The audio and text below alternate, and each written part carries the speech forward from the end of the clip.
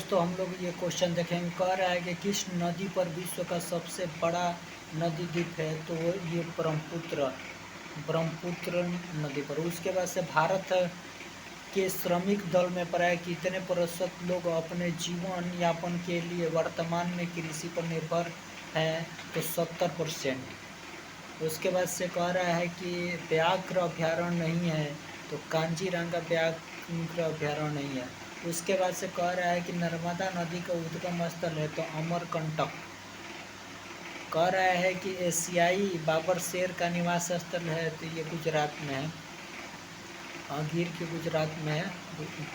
उसके बाद से कह रहा है कि किस समूह की फसलें नगदी है, तो कपास, गन्ना और केले की फसलें ये नगदी है। उसके बाद से कह रहा है कि भारत के किस उद्योग में अधिकतम श्रमिक लगे हुए हैं, तो ये सूती कपड़ा उद्योग में लगे हुए हैं। और कह रहा है कि मेक मोहन लाइन क्या है, ये भारत चीन सीमा पर है।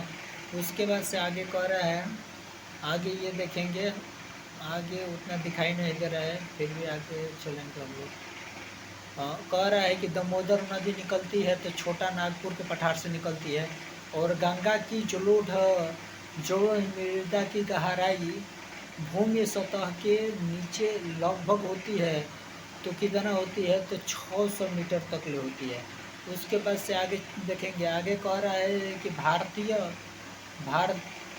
भारतीय मानसून मौसमी विस्थापन से इंगित है, कारण है स्थल तथा समुद्रों का विभेदितापन। उसके बाद से कह रहा है कि छोटा नागपुर का पठार है, तो एक समप्राय भूमि है। उसके बाद से कह रहा है कि सबसे बड़ा हिमनद कौन है, तो गंगोत्री सबसे बड़ा हिमनद है, गंगोत्री। उसके बाद से कह रहा है कि मार्मा गोपतन स्थित है, तो ये गोवा में स्थित है। उसके बाद से आगे चलेंगे, आगे कह रहा है कि भारत में चावल के कटोरे क्षेत्र का नाम बताइए, तो ये जो गोदावरी है ना, कृष्णा गोदावरी डेल्टा क्षेत्र वाले, ये चावल कटोरे के लिए प्रसिद्ध है। उसके बाद से आगे देखेंगे, कह रहा है कि विदर्भ एक प्रादेशिक नाम है, और भारत में यह है तो महाराष्ट्र का अंग है, और गंगा के मैदान की पुरानी कछारी मिट्टी कहलाती है, तो बांगर कहलाती है। क्वेश्चन अच्छा लगा तो इस चैनल को सब्सक्राइब कीजिए। जय हिंद, जय भारत। आगे इसी तरह क्वेश्चन पाने के लिए।